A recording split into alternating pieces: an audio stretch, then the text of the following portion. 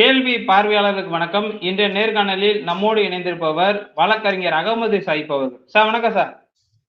வணக்கம் சார். இந்தியாவே ஒரு 2 நாட்களாக ஒரு செய்தி ஒழுகிக் கொண்டிருக்குன்னு சொல்லலாம். குறிப்பா தமிழ்நாட்டுல அந்த சர்ச்சை ஏற்பட்டிருக்கக்கூடிய ஒரு செய்தியா கூட இருக்கு. அப்படி என்ன செய்தின்னா, பில்கிஸ் பானு அவர்களுடைய வழக்குல விடுதலை செய்யப்பட்ட அந்த 11 குற்றவாளிகள் என்னது செல்லாதுன்ற மாதிரியான ஒரு தீர்ப்பு தற்போது வெளியாயிருக்கிறது. பல்வேறு அரசியல் தலைவர்களும், பல்வேறு மக்களும் எதிர்ப்பும் தெரிவித்து வரக்கூடிய இந்த நிலையில, இந்த சம்பவத்தை நீங்க வழக்கறிஞரா எப்படி சார் பாக்குறீங்க? இதை ஒற்றை வார்த்தையில் சொல்வதாக இருந்தால், காங்கிரஸ் உடைய மூத்த தலைவர் திரு ராகுல் காந்தி அவர்கள் ஒரு வார்த்தை சொன்னார்.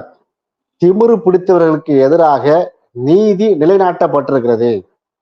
திமிரு பிடித்தவர்களுக்கு எதிராக நீதி நிலைநாட்டப்பட்டிருக்கு சொல்றார். அப்படியே அந்த வாக்கியத்தை, அந்த வாசகத்தை நானும் வழிமொழிகிறேன். ஏனென்று சொன்னால், சற்றொப்ப 251 பக்க ஜட்ஜ்மெண்ட்டுங்க. நீங்க கூகுள்ல போய் தட்டி பாருங்க. Bilkis Yakub Rasool versus union of India and others போட்டு நீங்க சுப்ரீம் கோர்ட்டுடைய வேர்டிங் தட்டினீங்கன்னா, நேற்று உள்ள டேட்ல 8ஆம் தேதி ஜனவரி மாசம் 2023 நீங்க தட்டி பார்த்தீங்கன்னா உங்களுக்கு முழுமையான ஜட்ஜ்மெண்ட் காப்பி வரும். நீங்க அழகா படிச்சு பார்க்கலாம். Writ petition 499 2022. இதுல பாத்தீங்கன்னா பல்கீஸ் பானு சம்பந்தமான எல்லா வழக்கையும் சேர்த்து ஒரு தீர்ப்பை அளித்திருக்கிறார்கள். நீதியரசர் நாகரத்னா, அது போல உஜ்ஜல் புயான் சொல்லக்கூடிய 2 நீதியரசர்கள் பை டிவிஷனல் பெஞ்ச் தான். இதுல எல்லா வழக்கையும் சேர்த்திருக்காரு. Writ petition number 319 of 2022, 326, 352, 403, 422 of 2022 இவருடைய எல்லா வழக்கிலையும் சேர்த்துதான் ஒரு தீர்ப்பை வழங்கியிருக்கிறார்கள். அந்த தீர்ப்புடைய வாசகங்கள் பார்த்தீங்கன்னா, சுப்ரீம் கோர்ட்ல எத்தனையோ தீர்ப்புகள் வருங்க. ஆனால் குஜராத்துடைய மோடி சர்க்கார், இன்று இருக்கக்கூடிய மோடி சர்க்காருக்கா இருந்தாலும் சரி, குஜராத்துடைய அந்த ஸ்டேட் மாநிலத்தினுடைய அந்த கவர்மெண்ட்டுக்கு இந்த அளவுக்கு ஒரு கேவலம் வரும் நானும் எதிர்பார்க்கவே இல்லை. அந்த வாசகம் அவ்வளவு அழுத்தமாக இருக்கிறது. நீதியரசருடைய வாசகம் குஜராத் கவர்மெண்ட்டை செவுட்டில் அடிச்ச மாதிரி இருக்கிறது. அதனால்தான் சொல்லுகிறோம், பல்கீஸ் பானுடைய வழக்கில் விசாரிக்க வேண்டும், தீர்க்கமாக விசாரிக்க வேண்டும். பல்கீஸ் பானு போன்று இன்னும் பல வழக்குகள் இருக்கிறது. அதையெல்லாம் சூமோட்டாவாக உச்சநீதிமன்றம் விசாரிக்க வேண்டும். ஒட்டுமொத்தமாக பார்க்க போனால் இது மிகப்பெரிய ஒரு கேன்சர். இந்த கேன்சர் கட்டிக்கு ஏதோ ஒரு மருந்து கொடுத்ததை போல ஒரு மன நிம்மதியை பெறுகிறோம். பல ஆட்களை ஏமாற்றலாம், சில காலம் சில ஆட்களை ஏமாற்றலாம், எல்லோரையும் எல்லா நாட்களும் ஏமாற்ற முடியாது என்பதற்கு இந்த பல்கீஸ் பானுக்கு ஆதரவாக உச்ச நீதிமன்றத்துடைய தீர்ப்பு அமைந்திருக்கு என்பதுதான் ஒரு சுருக்கமான தகவல். இல்ல, இப்ப உச்ச நீதிமன்றம் இந்த நிலைப்பாடை தற்போது எடுக்க காரணம் என்ன சார்? காரணம் என்னங்கிறது நமக்கு காரணம் கற்பிக்க தெரியாது. ஏன்னா அதனுடைய மறைவான விஷயங்களை பத்தி நம்ம யூகித்து பதில் சொல்ல முடியாது. ஆனால் உச்ச நீதிமன்றத்துடைய தீர்ப்புடைய வாசகத்தை பார்க்கும்போது நமக்கு வேற ஒரு மெசேஜ் கிடைக்குது. உதாரணமா 2 வாசகத்தை சொல்ற பாருங்க. An instance of usurpation of jurisdiction and abuse of discretion அப்படின்னு சொல்றாரு. அதிகார வரம்புகளை அபகரித்து விட்டீர்கள். குஜராத் கவர்மெண்ட், குஜராத்துடைய ஸ்டேட் அந்த ஹைகோர்ட்டை சொல்றாங்க, நீங்க உங்க அதிகாரத்தை தவறாக பயன்படுத்தி விட்டீர்கள். ஏதாவது பரவாயில்ல, அடுத்த வாசகத்தை பாருங்க. grotesque and diabolic crime driven by communal hatred. கொடூரமான கோரமான குற்றம் செய்திருக்கிறீங்க. வகுப்புவாத வெறியும் வெறுப்பின் அடிப்படையில் இந்த குற்றத்தை செஞ்சிருக்கிறீங்க என்று ஒரு நீதியரசர் கோபத்திற்கே உச்சத்திற்கே சென்றிருக்கார் என்று சொன்னால் இதுக்கு நம்ம வேற காரணம் கற்பிக்க வேண்டிய அவசியம் இல்லை.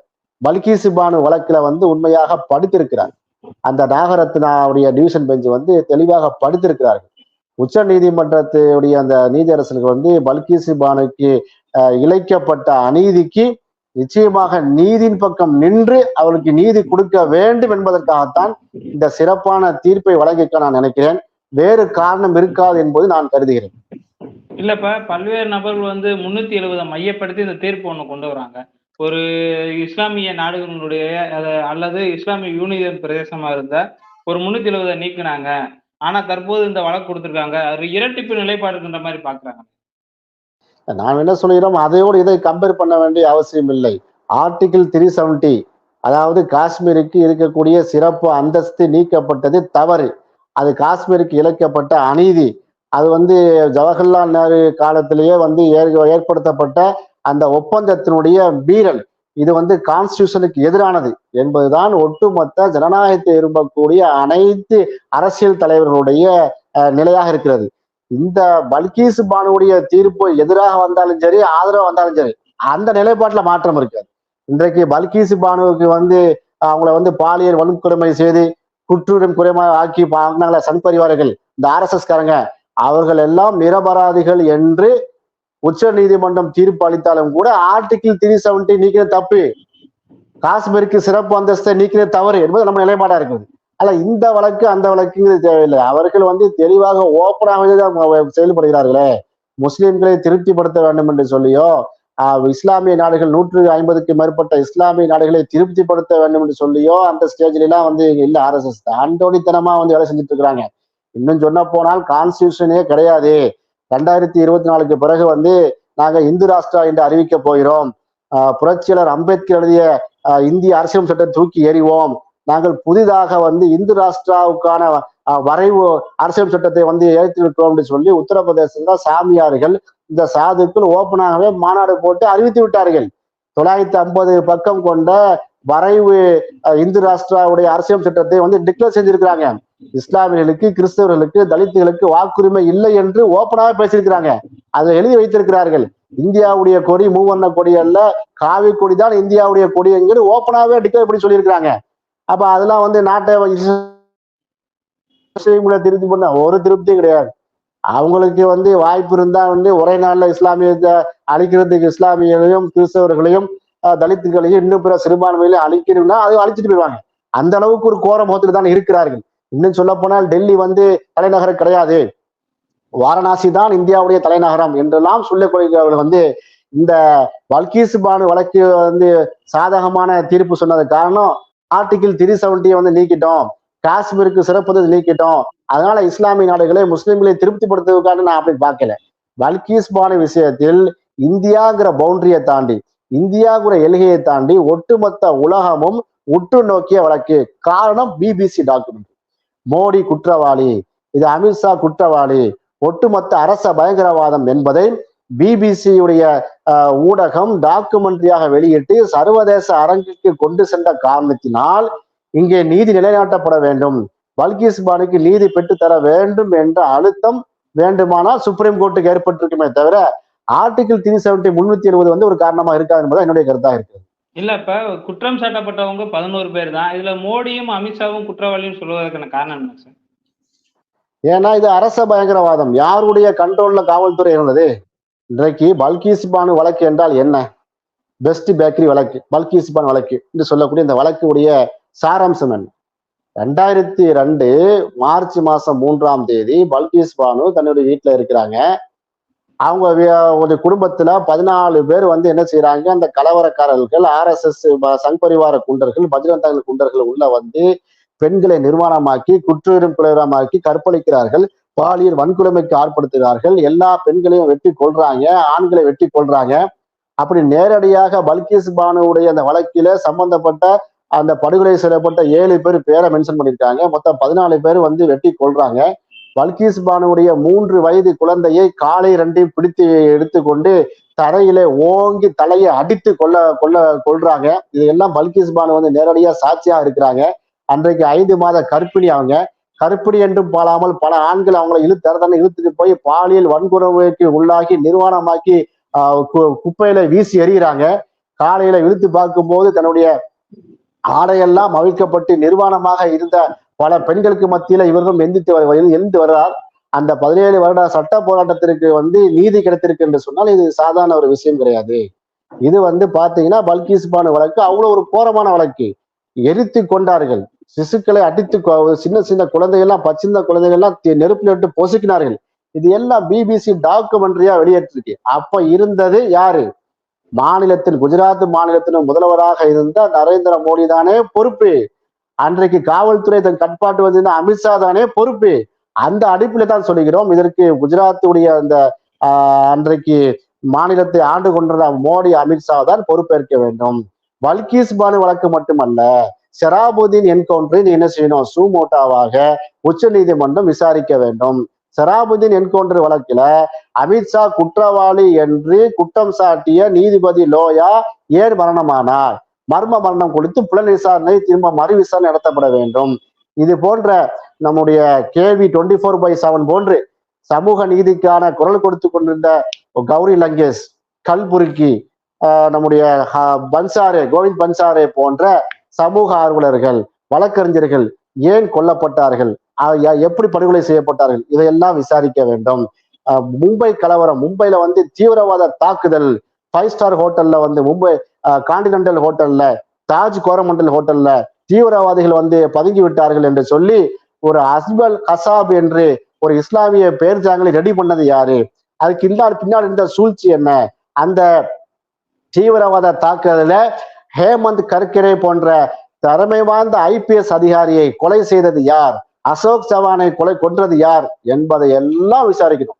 நீங்க வந்து பல்கீஸ் பானு மட்டும் நீங்க நீதி நடத்தக்கூடாது. இது போன்ற நிறைய வழக்குகள் இருக்கிறது. அவற்றை எல்லாம் நீங்க விசாரிக்கும் போது ஒற்றை புள்ளியில் வந்து நிற்கும் காந்தியடிகளை கொன்ற கோச்சே கும்பல் தான் இதற்கு அனைத்திற்கும் காரணம் என்கிற ஒரு ஆன்சர் கிடைக்கும், ஒரு பதில் கிடைக்கும். அதனால்தான் சொல்கிறோம், இந்த பல்கீஸ் பானு வழக்கு மோடி அமித்ஷாவுடைய காலை சுத்திய பாம்பு என்று சொல்கிறோம். வந்து 11 பேர்கள் குற்றவாளி என்று உச்சநீதிமன்ற கருத்து சொல்லியிருக்காங்க. அடுத்து அந்த வழக்கு எப்படி சொல்ல வாய்ப்பு இருக்குங்க சார்?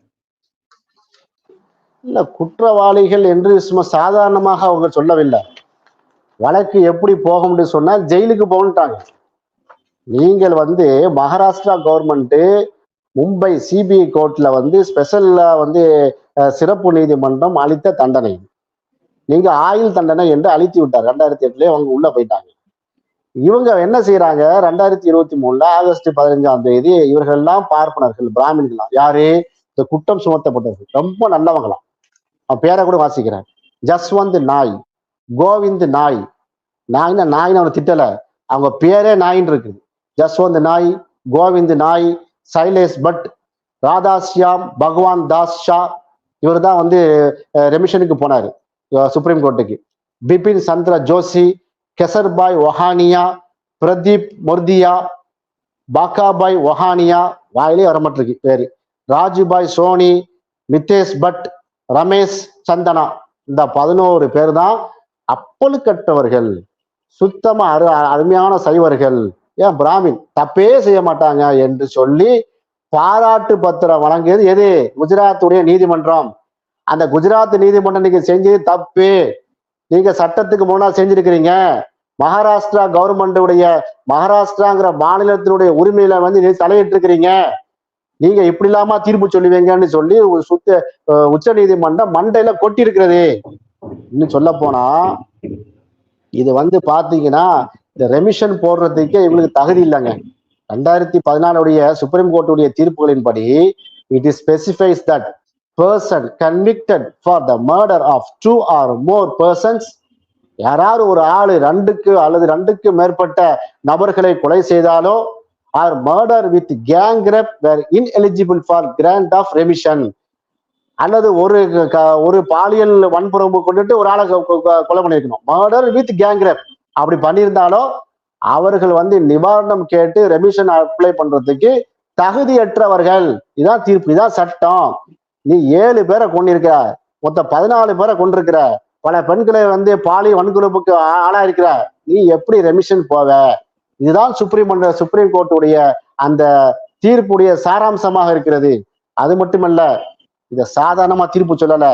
இந்த தீர்ப்புல மிக முக்கியமான 5 அம்சங்களை சுட்டி காட்டி நீதியரசர்கள் தீர்ப்பு வழங்கியிருக்கிறாருங்க.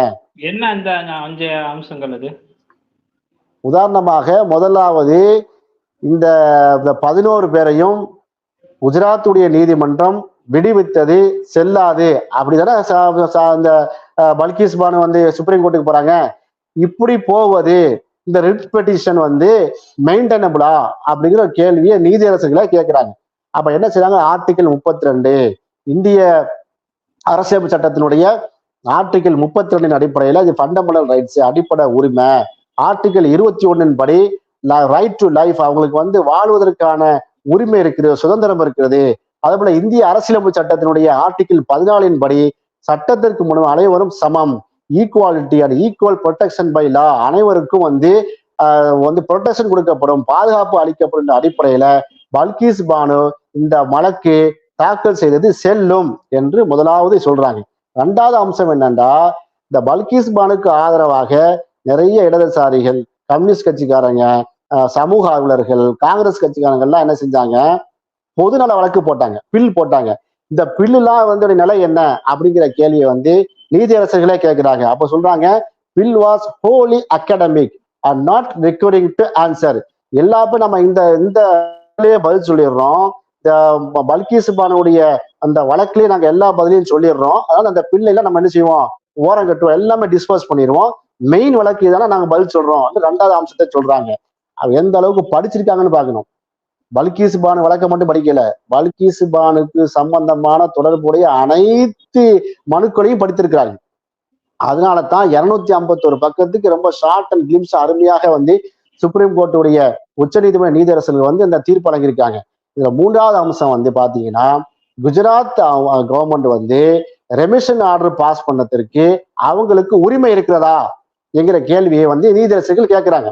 குஜராத் கவர்மெண்ட் இந்த 11 பேரையும் நிவாரணம் வழங்குவதற்கு, விடுதலை செய்வதற்கு அவர்களுக்கு உரிமை இருக்கிறதா அப்படின்ட்டு ஒரு கேள்வியை கேட்டு அவங்க அதுல விவாதம் வைக்கிறார்கள். ரெண்டு தரப்புடைய வாதங்களையும் எடுத்துக்கொண்டு என்ன சொல்றாங்க, section criminal procedure code section 432 of CrPC, 431 of 1, 432 of 2, 432 of 7 எல்லாத்தையும் வந்து அலசி ஆராய்ந்து விட்டு மாநில அரசுக்கு அதிகாரம் இருக்கு.